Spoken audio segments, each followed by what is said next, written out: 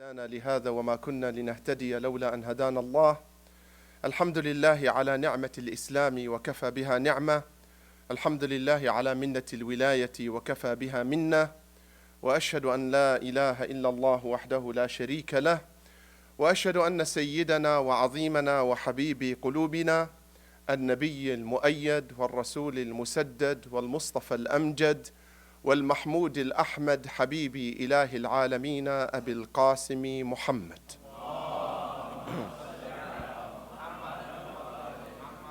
صلوات الله وسلامه عليه وعلى آل بيته الطيبين الطاهرين المعصومين سفن النجاة الأعلام، من ركب سفينتهم نجا ومن تخلف عنها هلك وغرق.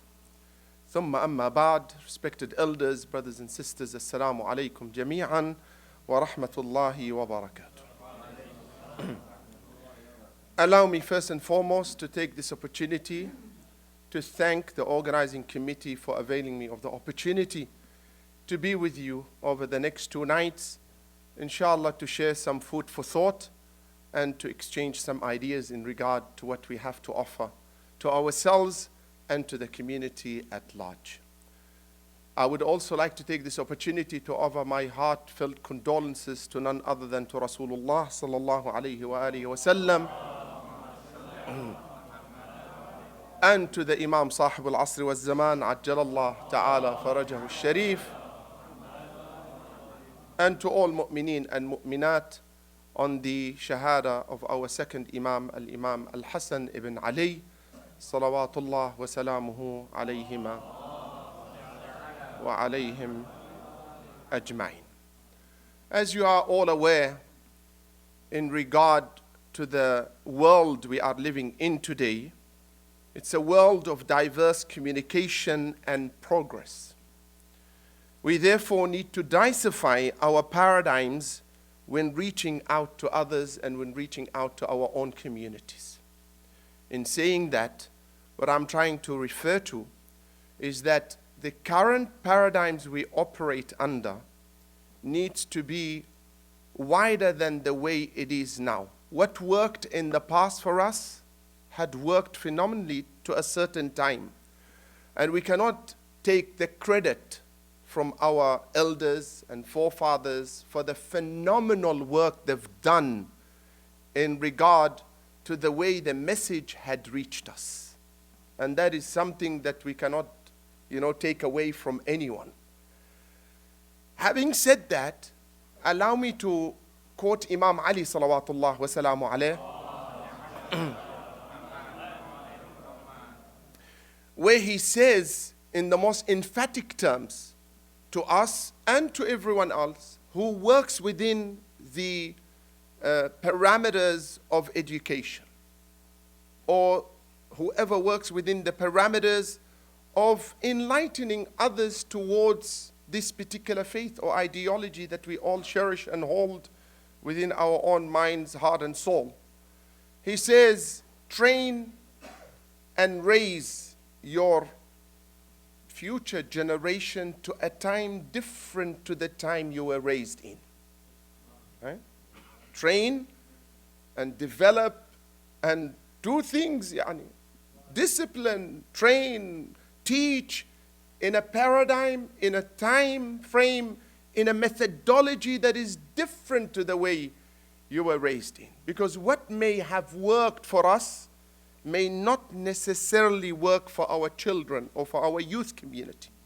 Or it may not even work for our own community, taking into perspective the circumstances and the communities that we live among. Right? Imam Hassan, salawatullah wa salamu alayh, 1400 years ago, comes to tell us that sometimes the approach and the methodology of reaching out to people has to be in accordance and within the parameters of not yourself, but the one you are talking to. Not yourself, but your audience. You need to reach out to your audience on the basis of what they may be able to comprehend and understand and appreciate. Not within the parameters and within the paradigm that I feel like to preach within. Because it may not connect with the audience. Mind you, the example I'm going to give now in regard to this Imam, salawatullah wa salamu alayh, is something that at times we are incapable of inculcating within our paradigms, our own paradigms, that the one we actually impose on ourselves. Why? Because we need to operate from an internal framework reference, not an external framework reference. What is the difference between the internal and the external?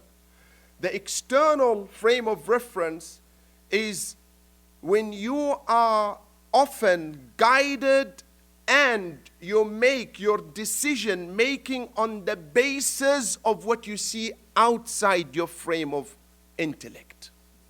An internal frame of reference is a methodology which is applied internally on the basis of a conscious system.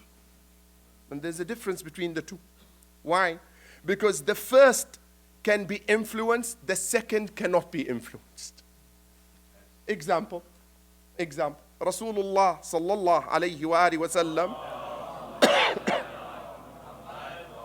Before I get to Imam Hassan salawatullah wa salamu alayhi, says what? Says, do good with those who deserve it and those who do not deserve it. This is a bombshell. Why? Because the Prophet is speaking to Arabs. Arabs who inherited as part of their, inheritance, a war. I mean, sometimes you inherit a car, you inherit money, but you don't inherit a battle, right? So he is a prophet talking to a community that inherited battles. So much so that the third or fourth generation would fight not knowing why they are fighting. This is the type of mentality the Prophet is speaking to. And look how the Prophet wanted to create a change of paradigm from that mindset to a completely different mindset. So he says what? Do good with those who deserve it and those who don't deserve it. They objected. And they have every right. And the beauty about the Prophet is that when their companions objected, he looked at them from their ability to understand, not from his. See, that's the difference. He reached out to them from their paradigm, not from his paradigm, until he is able to inculcate the coming paradigm. Or the coming model that he wants the community to affiliate with and to ascribe to. So he says what? They say, how can we do good to those who don't deserve it? Here the Prophet takes them step by step. He says to them, on what basis do you do good to those who you say deserve it? They said, you've already answered the question. On the basis that they deserve it. He said, fine. Why can't you extend your goodness to those who don't deserve it? They said, again you answered the question. Because they don't deserve it. Here the Prophet jumps at the opportunity.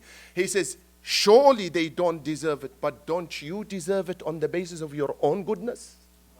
Ajib. This is amazing. This is something else.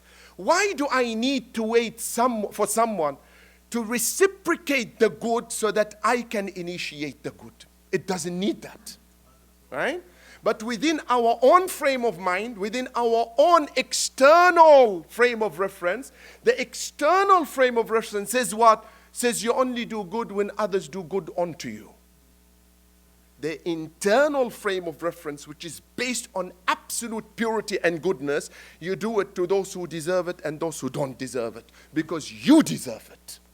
And you are a holder of a paradigm that projects that ideology and projects that mindset. Here we see how the connection between the Prophet and the Imam, Salamullah alayhi. The connection between the Prophets and the Imam. And here comes the example of Imam Hassan. He's coming, and I'm sure you know this story. Perhaps most of you know it. The Imam is coming into Medina, and he's riding beside a person from Sham. Right? On the back of a horse. the Shami person is heralding abuse against Ali ibn Abi Talib. Salawatullah wa salam. This is again not something that I should show animosity or surprise to. No. Because if anyone taught Fox News, it's Bani Umayyah. Let's settle for that. If anyone taught how to jeopardize the truth and change it to all these media outlets, it's Bani Umayyah. Okay. They learned from the best. Okay. So the campaign was so extensive that it changed the mode of thinking to these people. And they were misguided. Absolutely misguided. How do you reach out to a misguided person? You don't reach out to a misguided person on the same basis that the misguidance was given to him. No. You have to change the methodology of approach in order the misguided becomes guided. Right? The misguided becomes guided. He heralding abuse to Imam Ali. He's heralding abuse to Imam Hassan. Salawatullah wa salamu alayhi, not knowing that he is riding side by side to Imam Hassan salawatullah wa salamu alayhi. Then Imam Hassan says to this person, he says, if you are poor, we will enrich you. And if you are a stranger, we'll house you. Ajib. If you are a stranger, yani, obviously you're not from Medina, because if you were from Medina, you would not be abusing Ali ibn Abi Talib salawatullah wa sallam. Obviously, we know that you are not from this setup. If you are poor, we will enrich you. If you are a stranger, we will house you. And if you are unclothed, we will clothe you. The Imam takes this man into his own house as a guest. And for the next 3 days, the Imam is looking after that man, feeding him, giving him shelter, looking after him. It occurs to that man in the end to ask Imam Hassan, who are you? Who are you? What generosity is this? What sort of acceptance and accommodation are you offering? Look what Imam Hassan says. I am the son of the one you were abusing 3 days ago. I am the son of the man you were abusing 3 days ago. The man collapses. He starts to cry. He says, by Allah, I came from Sham, and the most detestable and hated person to my heart is Ali and you. And I bear witness, and I make Allah bear witness, and the angels, and you, that I leave Medina today and your house, and the most beloved to my heart is Ali and you. Ajib. This is a change of paradigm. This is how you change paradigms. You don't change paradigms by collisions, because it's not going to bring that person to you. If you bring him by collision, then he will reject any form of reaching out to you. And that's why it is so important for us to evaluate how the same methodology or question can bring two completely different reactions based on whether the individual being questioned is moving towards something or moving away from something. What we need to inculcate in our methodology of teaching is the pull methodology as opposed to the push methodology. Right? We don't want to push Islam down the throat of our children because they will go. We want to pull them naturally towards their faith by setting a very open and transparent paradigm of teaching and reaching out to them and to others. I'm not speaking about our youth per se only, but reaching out to the youth of others and to the community of others. Brothers and sisters, there is no doubt in the mind of any follower of Ahlul Bayt Salamullah alayhim wa Rasulullah sallallahu alayhi wa sallam that in every time and era there has to be companions of every living Imam. You agree with me, right? The question that comes to mind now, that the paradigm that was used by the friends of the Imam was exactly the same as the paradigm used by the Imams. Salawatullah wa salam alayhi. And the Imams themselves used to encourage the students sometimes not to encourage the students to answer, and they would refrain from answering. Right or wrong? The Imam, sometimes he gets the opportunity where he's debating, for example, whatever the case may be, and he would say, Hisham, you answer. You know? Hisham, you answer. And I'm not going to answer. You answer. Abu Basir, you answer. Okay? Abu Hamza, you answer. You know? Whatever the case. You know, not only that. Salman, you answer. Right from the beginning. And this is Imam Ali, salawatullah wa salam. This is Imam Ali, salawatullah. By the same token, Imam Ali, salamullah alayh, in his paradigm of teaching, he had also a select group of people. This select group of people that the Imam had, these people, when they reach out to people, they reach out from a level that even the companions of the Imam themselves will not be disoriented. Because if some of them would have revealed their knowledge, they would have lost the plot. No matter how high they are, Imam Ali speaks about two models, Salman and Abu Dhar. Now tell me in God's name, who can undermine the status of Abu Dhar? Or speaks about the status of Abu Dhar? When Rasulullah sallallahu alayhi wa sallam speaks about Abu Dhar, he says, there is no one under the sky nor above earth that is more truthful in saying or speaking than Abu Dhar. Ajib.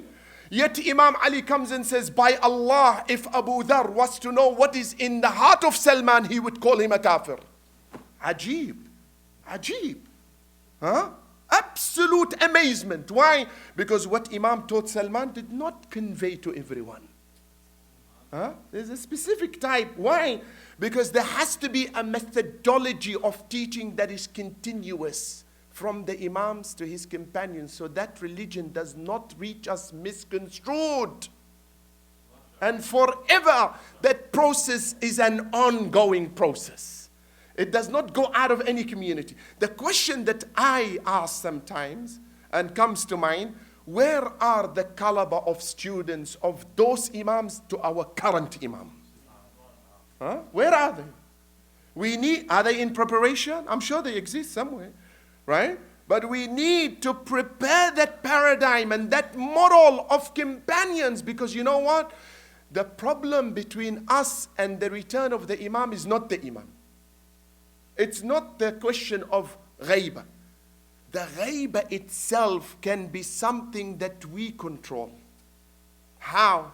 What does Imam Mahdi represent, brothers and sisters? The model that Imam Mahdi represents is what? He represents ultimate and absolute knowledge. Knowledge is the opposite of what? Ignorance.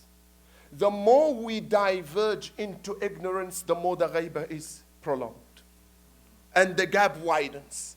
The more we shed this ignorance, the more we shed the screens and the barriers between us and the Imam. Salawatullah wa salamu. Right?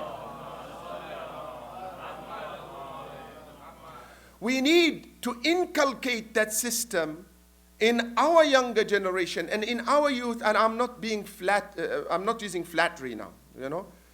You know that basement there? It makes me cry, that basement, because from that basement everything started.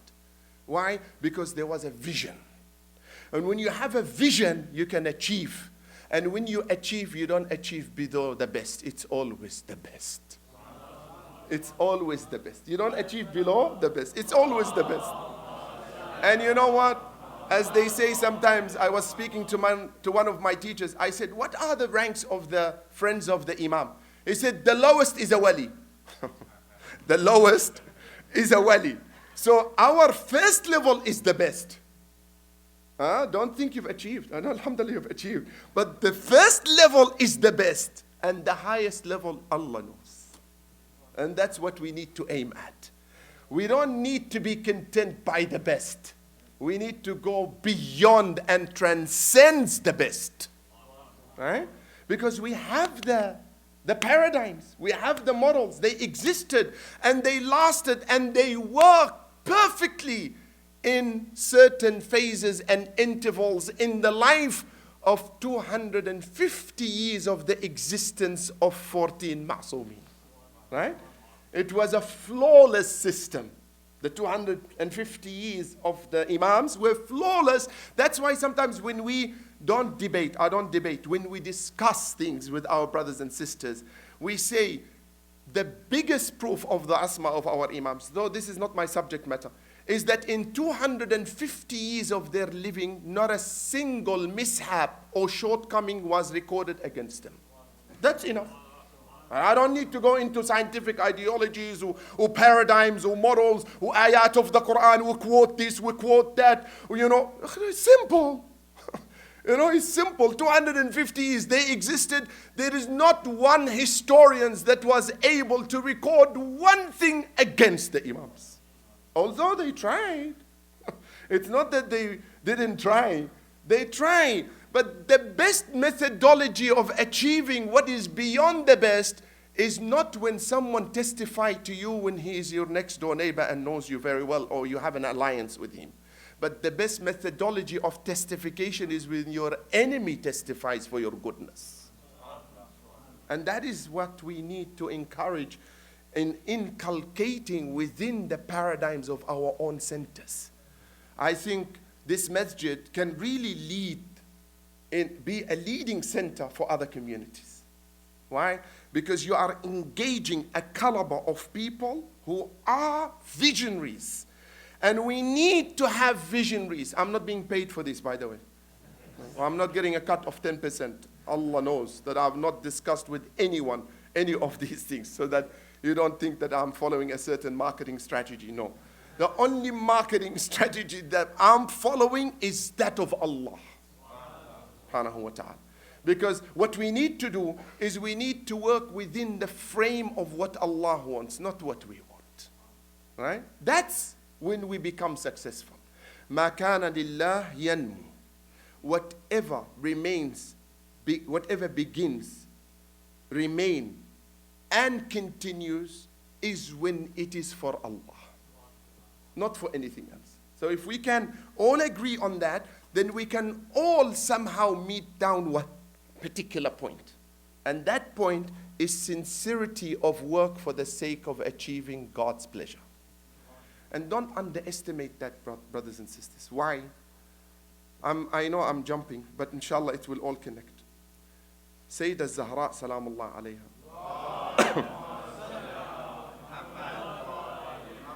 is an excellent example of what I've just said. Why? Because look at the medal of honor that her father gave her. What did he say? He said, إِنَّ اللَّهَ لَيَرْضَى لِرِضَى فَاطِمَةَ وَيَغْضَبْ لِغَضَبِهَا. Allah surely is pleased when Fatima is pleased, and Allah surely is angered when Fatima is angered.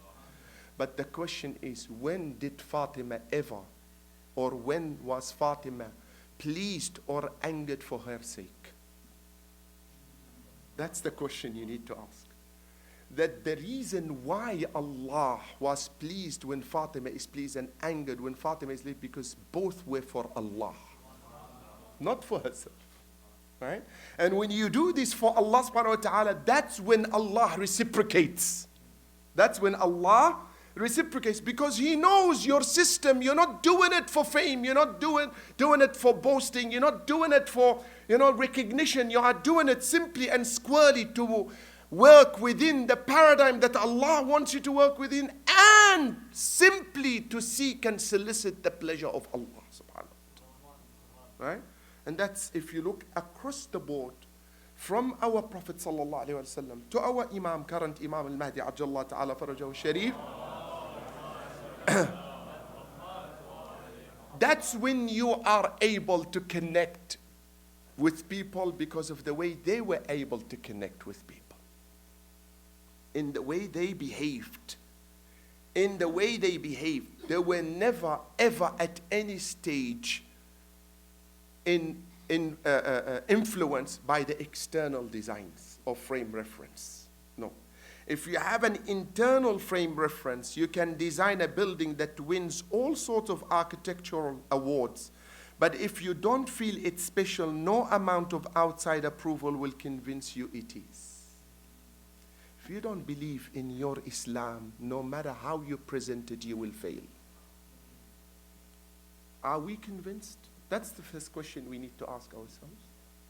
You know what? I'm saying this and our elders are looking at me in a weird way. Say, what the hell is this guy talking about? When I'm 60 years now and I'm praying day and night and dua kumail, and this guy is coming to tell me, you know what? Wallah, I'm not telling you this. I'm telling this to our younger generation. You think I'm worried about our elders dying on Islam? No, that's the least of my worries. But if you ask me and you change the way you put your question, are you worried about the younger generation? I said, by far I am. And by God, the way I travel in between communities and the way the communities operate, and that is across the board, no particular community is immune, brothers and sisters, then I will tell you without a single doubt in my mind that yes, I am worried. Why? Because our youth represent half of our future, half of our present, and all of our future. And if we lose them, then we would have lost half of our present and all of our future. And that is something we cannot ever even think about losing. You know, I was telling the brothers, I was in the lift. I saw a sign, 12 years old are not allowed to be in this lift with a dip. I said, I was in Dubai once, I saw a sign, it says, you know, that smoking, no smoking signs. It doesn't say you cannot smoke in this lift. It says even thinking about smoking in this lift is not allowed. Subhanallah. And I say the same today from this podium, from this blessed podium. Even thinking about jeopardizing the position of our youth is not something we're allowed to think about. Because there are energy. There are energy in every aspect of their living. If that energy is not guided in the right way, that energy backfires. It comes to haunt them. It comes to engage them in something that is not right. It comes to actually change them into a model that works against them. And that happens when? That happens when we neglect that internal frame reference. What am I talking about, by the way, when I'm talking about internal frame reference? You know what? When you speak to Anthony Robinson, when you sit and listen to Anthony Robinson and Robin Sharma, and you pay $500 for one of his lectures, they use this funny terminology. All right? They don't want to use, it is your inside soul and conscious. It doesn't sell. Right? It does not sell. So they repackage everything in a way that sells. Right? In order to bring that person to his system. In order to recruit him. In order to basically make him believe that this is what goes towards his or her benefit. And again, I emphasize on that fact that the way we need to reach out to these youth through our paradigm and model we want to present, it has to be from that perspective, the pull methodology as opposed to the push methodology. We often push Islam towards it. Pray. I don't want to pray. Okay? If I don't know why I'm praying, why would I pray? Right? If I don't know why I'm fasting, why would I fast? If I don't know why? And this brother was amazing in the way he spoke about Imam al-Mahdi, Ajjallah ta'ala farajahu sharif. You know, when it speaks about, when he spoke about not believing in the Imam because he's hidden, he didn't bash. He used living examples. He didn't bash. He didn't use the push methodology. You either believe in the Imam, you're either with us or against us. You do what I tell you, either my way or the free way. Right? It won't work. It won't work when it is one-sided. Even when it comes to Allah and the model of Allah subhanahu wa ta'ala, his approach with his people is not one-sided. And the biggest proof of this is that he gave humanity their free will. Otherwise, if it was one-sided, you don't have a free will, right? It's always an interactive system where Allah gives you the ability to express yourself in any way. Yes, with everything you express comes consequences, comes positives, comes negatives. This is the law of Allah. This is the law of this world. سنة الله في الذين خلوا من قبل ولن تجد لسنة الله تبديلا وتحويلا. In two different setups. This is the law of Allah. This is the actual law of Allah that Allah has made, preserved, will continue. that you will not see any alteration in the law of Allah subhanahu wa ta'ala. What law? The one-sided law? No. The multidimensional law, or the twofold, law, which gives the human the ability based on his own intellect to decide what he wants. So, if I want to say to someone and encourage someone to come and attend a lecture, if I tell him, come and attend a lecture, it's phenomenal. If his internal frame of reference says to him, I don't want, no matter what you do, he will not come. He will not come. But if you change the methodology by making the onus on him or her, remember the lecture you attended last time and how you said it was phenomenal? This is something similar. Now this guy is scratching his head. Now, this guy is not forcing me. He's actually verbatim quoting me. That I said these words. Why am I going to escape from these words? I said them. I uttered them. Now I am bound through my internal frame of reference to be conscious of my decision making. Will I come or not? Okay, if I don't come, no one else will lose. I will lose. Subhanallah. I am the one who will lose. And if I lose, then I have made a calculated decision on an opportunity that could be what? A positive opportunity, as opposed to a negative opportunity. You want to make someone sign up for a training program, right? You tell him this training program is phenomenal. You start listing all the benefits. If he is convinced internally that it is not for him, he will not sign it even if it was for free, right? But if he is convinced about it from his internal frame of reference, he is conscious, right? That is what we need to build in the system of our youth, of our community. An internal conscious system that does not alter with the change of place or the change of time or the change of society or the change of community. Right? I operate from the paradigm of goodness, whether people want to be good or they do not want to be good. I want to be faithful, whether people want to call God God or gosh. I don't know where they came with this term from. But like this brother said, shaitan always comes and whispers. He says, even God we don't want in our terminology. Change it to gosh. Ya Allah, everyone gosh. Huh? Consciously or subconsciously we use it. Right? Why? Again, because we operate from an external frame of reference. Everyone is saying gosh. It becomes vogue. Huh? It becomes fashionable. Like in today's world. Someone says, I'm stressed. The other straight away says, I also have stress. It's like, I don't know what's going on. It's like a fashion statement.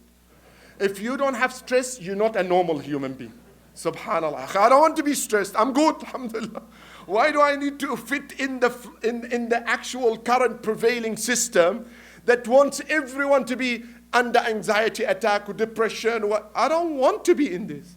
I have a system that tells me from my imams who said a mu'min does not become under the influence of outside depression or anxiety modes. Huh? Why? Because the Imam says you have something to fall back onto. That something that you fall back onto is God. When everything fails, you have something to say, Ya Allah, amman yujibul muttarra idha da'a wa yakshifu as-su. You find yourself absolutely helpless. And when you find yourself absolutely helpless, you know that there is something you can fall back to. So the question of desperation, question of anxiety, all goes out of the window. But that needs a conscious. That needs an internal system. That needs a soul that connects you. And when you are connected, who is going to pull the plug on you? Imam Ali, salawatullah wa salamu alayh, says, look at the paradigm of Imam Ali. That we read, but sometimes we don't focus. We read, but sometimes we don't focus. Imam Ali speaking in Dua Kumail. How many Thursdays we've attended for Dua Kumail on an average of 20 years span? or 50 years span. How many dua kumails have we attended? And at the end of every dua kumail, and at the end of every lecture, and at the end of every majlis, we are seeking Jannah and trying to get and run away from Nar. Yet the paradigm of Imam Ali, both don't count. What counts is close proximity and nearness to Allah. La ilaha illallah. Both don't count. To Ali ibn Abi Talib, salawatullah sallam. He says, هَبْ أَنِّي صَبَرْتُ عَلَى حَرِّ نَارِكَ. Let me assume, Ya Allah, you're going to put me in hellfire and I can bear the torment of your... But how can I be able to bear the separation from your presence and generosity? Not talking about physical here. Huh? Asiya understood that concept. Salamullah alayh. She said, Ya Allah, قالت رب ابن لي عندك بيتا في الجنة ونجني من فرعون وعمله. What did she say? She said, oh Allah, build for me in closeness to you a house in Jannah.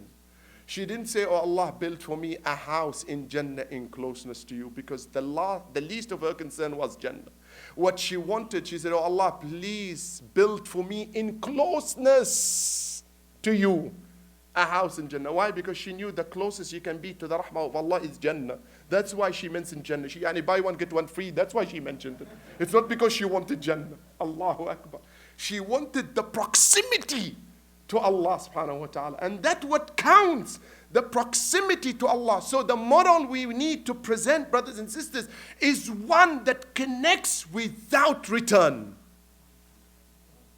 Because it is worthy of affiliating ourselves with it. Imam Ali again, salawatullah sallam, ما عبدتك طمعا في جنتك ولا خوفا من نارك. I did not worship you out of greed for your Jannah, or out of, fear or awe of your hellfire, but I worshipped you because you are worthy of being worshipped. This is what we need to do. We need to, if I may use this term, repackage Islam. Repackage what we have at hand, but within the parameters of what we have. I was once speaking to one of our learned elders here, and he said to me, we were talking and then we reached the conclusion. He proposed that, I seconded that. The most undervalued book that we have, undervalued as in terms of usage, is Sahifa Sajjadi. Okay. So that book is the most undervalued book in the entire existence of not us, the whole Muslim world. Because no one listens to the words of this Imam and does not get mesmerized by it. Muslim or non-Muslim, for that matter. So you know what this uncle suggested? He said we should repackage that book. I said, tell me. He said, we should call it the Universal Book of Prayer.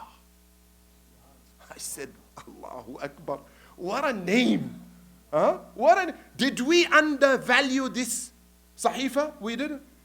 Did we do something outside the parameters of what our Islam allows us? No. But what are we doing? We are bridging and reaching. We are bridging and reaching. Because this book doesn't talk about Muslims. All it talks about how to connect with Allah subhanahu wa ta'ala. How to connect with that entity that when others speak about it, it sounds so sweet and amazing. I'll give you a story of what I mean. There was a alim, a friend of mine. He was on a plane, trip. Next to him was a lady monk. A lady monk. She was sitting next to him. All of a sudden, turbulence started hitting the plane. That's God straight away comes into the formula, right? So the turbulence hit, everyone started praying. She pulled the book and she started praying. The Sayyid looked at her. He says, what are you reading? She said, we have one most amazing dua that we read, prayer that we read. He said, what sort of prayer is this? You have a translation? He said, yeah, I have a translation. That Sayyid started looking at the translation of the dua. Before you know it, it was Jawshan Kabir. He said, where did you get this from? He said, our monks taught it to us. I said, Ah, Bana, Yars. Ah, Yar. Friend, what do you mean your monks taught it to you? They repackaged it so you can accept it. Because if they told you it came from Ali ibn Abi Talib and it has any association with Islam and Muslims, no one wants it. But if Anthony Robbins stands on a stage and reads Dua Jawshan al-Kabir, wow, wow, wow. Nari Anthony Robbins. Wal-iyadu billah, right? Everyone will be saluting him. Wal-iyadu billah. But when it comes to Ali ibn, why? Because the packaging, the way we presented, the methodology of approach. We can't even approach one another, brothers and sisters, these days, let alone approaching someone who's outside. Look at the Prophet and the Prophet approach of the methodology of approach. I don't know how much time is left, but please indicate so I can go into the Majlis. The Prophet ﷺ goes to At-Ta'if. At-Ta'if has no Abu Sufyan, no Uqba, no Al-Walid, no Abu Jahl, no Abu Lahab, none of these top-notch leaders of Quraysh. None of them exist. The news arrived to At-Ta'if that the Prophet is coming. So they lure their children into throwing rocks at the Prophet until his forehead profusely bled to such an extent that the blood of his forehead mixed with the sand that he was walking on. بِأَبِي أَنْتَ وَأُمِّي يَا رَسُولَ اللَّهِ sallallahu alayhi wa sallam. The angel who is assigned to the mountains, supervision of mountains, comes to the Prophet. He said, if you wish, Ya Rasulullah, I will make these two mountains which At-Ta'if sits in between collapse on them. You know, Ta'if, 83 kilometers. The Prophet reaches it on foot. And then the Ta'if sits on two mountains, flat surface between two mountains. The Prophet says there is no need. Then he turns into a supplication mode. He started reciting dua. Look at the dua that the Prophet recites. And please, lend me your highly intellectual linguistic abilities, because I know you all do have it, to define the words that the Prophet uses. He says, Allahumma hdi qawmi. I will translate. Oh Allah, guide my people. Not my enemies. Not the ones who just hit me. Not the ones who abused me. Not the ones who threw rocks at me. None of this. He calls them my people. Allahumma hdi qawmi fa innahum la ya'lamun. Why are they his people? Because they don't know. Had they knew, they would not do it. Allahu Akbar. Meaning there is still hope. If I say they are my enemies on the basis that they don't know, I have not satisfied my mission. I have not satisfied my mission in reaching out to them. And my mission is to reach out to these people, not to curse and expel from my goodness and my ability to draw them. Right? No, my intention is to bring them, to house them, to inculcate them, to train them. Because the minute I train them, they will come to identify the truth. And when they identify the truth, they will know the truth. And when they know the truth, they will accept the truth. Then there is no question of what? Of doubt in the mind of these people. If by calculation, after all the truth has been given to them and they reject it, the onus is on their intellectual ability to be answerable to Allah on the Day of Judgment. Because all the paradigms have been given to you and you opted by virtue of your free will to go against the truth. And Allah gives a very open, bold statement in the Quran in regard to this. He says, وَلَيْسَ بَعْدَ الْحَقِّ إِلَّا الضَّلَالِ. Once you reach truth, there is no small or medium or X large or double X. Here in America, the first time I've seen it, 4X large. I've never seen it in the whole world. 4X large truth, it does not exist. Allah says, once you reach truth, what comes after is falsehood. The minute you abandon the truth, immediately you hit what? Falsehood, because there is nothing after it. Allah says, if you identify it, then acknowledge it and adopt it and follow it. And that is the methodology of our Imams. Imam Hassan, salamullah alayhi, brothers and sisters, was never, ever, or he did not ever shy away from the same methodology of his father. Salawatullah wa salam alayhi. In fact, if you see the exchange of letters that Imam Hassan sent to Muawiyah, they are not any less vigorous than the way Imam Ali spoke to Muawiyah. In terms of the truth, in terms of confidence, in terms of the conditions, that he leveled against Muawiyah in regard to what should happen in the event that a treaty is being signed.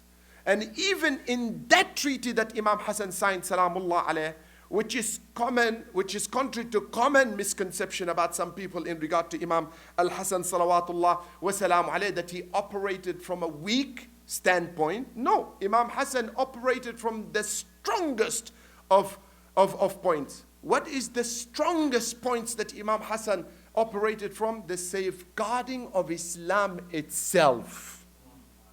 And he paved the way for the revolution of his brother Imam Hussein salawatullah wa salamu alayh. But you need to understand and read that in context, not according to our own external frame of reference. According to Imam al-Hasan, his internal frame of reference is what dictated every move that he took, because he operated from the same system Rasulullah and his father operated from. Hadithu abi, wa hadithu abi hadithu abi, wa hadithu abi hadithu jaddi, wa hadithu jaddi hadith Jibra'il. Oh, it goes on, right? They did not.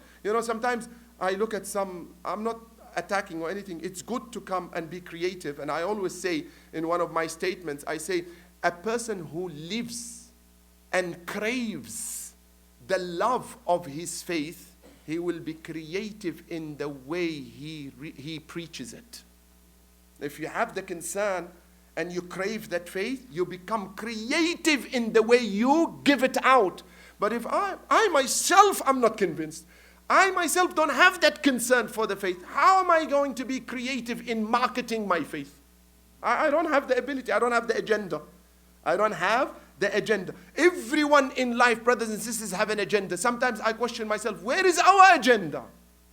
Which agenda do we operate under? And under what terms of this agenda do we reach out to our communities and to our children and to our youth and to, communities that transcends our own, communities and so on and so forth. What I was talking about is sometimes, you have a shirt, it says, live like Ali and die like Hussein. Look, live like Ali. What's wrong like die like Ali as well? Is there a problem? Was the death of Ali any different to the death of Hussein? Salawatullah wa salamu alayh. Or was the life of Hussein any different to the life of Ali? Salawatullah. There are a continuation. And there are accomplishment of one after another. Their methodology of life and methodology of operation never change from one methodology to the other. The only thing that changed is the approach, but not the system. The system was one and the same, but the way they went about it was different. Why? Because they learned from their father, Ali ibn Abi Talib, and he learned from his teacher Rasulullah sallallahu alayhi wa sallam to say to us, train and raise your community to a time different to your time.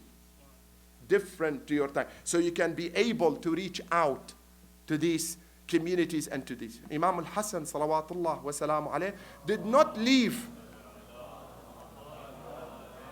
the question of Khilafah and Imama without strict negotiating power and conditions in order to, pave the smooth transition of the imamah to his brother Imam al-Hussein salawatullah wa salamu alayh. But sometimes when you deal with a paradigm that does not work within a frame system that is based on conscious, that system that you face creates many obstacles and hurdles in front of you. And when the time comes where you have to confront, then you have to confront. And when the time came for Imam Hussein to confront, he did confront, but his methodology of confrontation was the last resort. till the last minute. When Sayyida Zaynab Salamullah alayha came out of the tent and saw her brother Imam Hussein crying, Salawatullah wa salamuhu alayh. And she said to him, are you crying because of the carnage? Of losing all your loved ones and your supporters and companions? He said, no, I'm crying on account that these people standing there will not go to hellfire on my account. To the last minute. Salawatullah wa salam alayh. Even when he lined up his friends and his companions, salawatullah wa salam alayh, and some of them wanted to begin by throwing the first arrow, he said, we don't initiate the battle. We do not initiate the battle.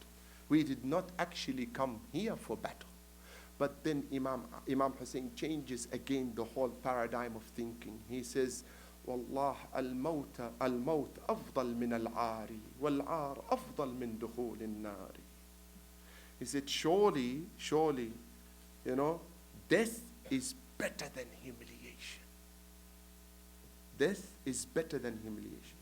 Imam Hassan is dying. Imam Hussein goes to him to see him. Salawatullah wa salam alayh. He says, I just now spilt out part of my livers. Part of my liver. Because of the poison that was injected in the food of Imam Hassan, salawatullah wa salamu alayh. But when he's sitting with his brother, you know what he says to him? He says, don't, after my death, create a rift between Muslims on account of my death. Same statement that Ali ibn Abi Talib gave.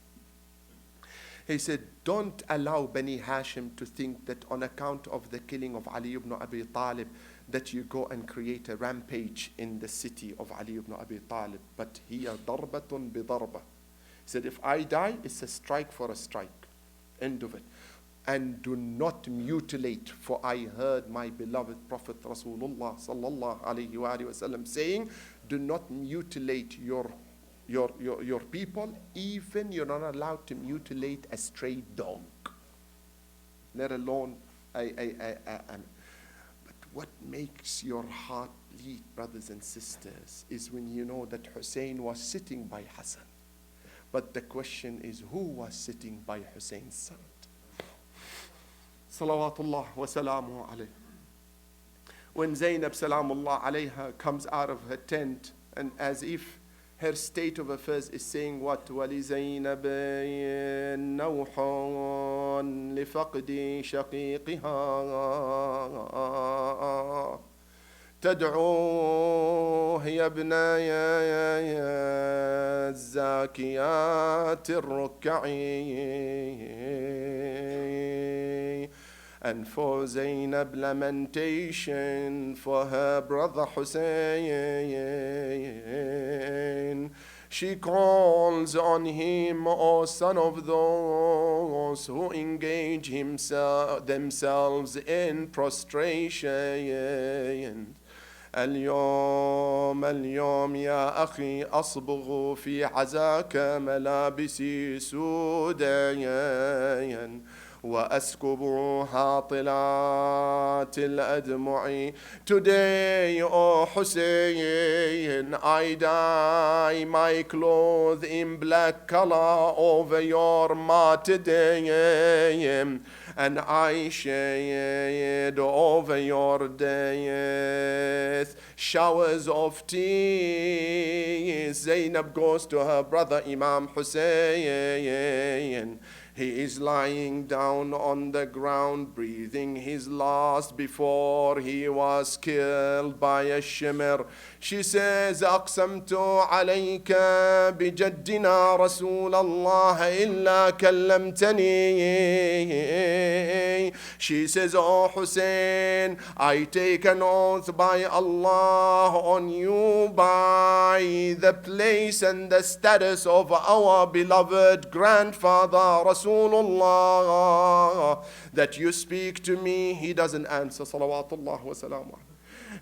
She says to him, I take an oath by our father, Imam Ali, by the status of Imam Ali, that you answer my cries, and you reply to me. He doesn't answer her. The riwayah says, she says to him, I ask you by the name of our Fatima, salamullah alayha, باسم أمنا فاطمة إلا كلمتني. She says to him, by the name of Fatima, I ask you that you answer me. You know, Imam Hussein opens his eyes and he says, Wallah, laqad zittini hamman ila hammi. By Allah, you've increased my pains.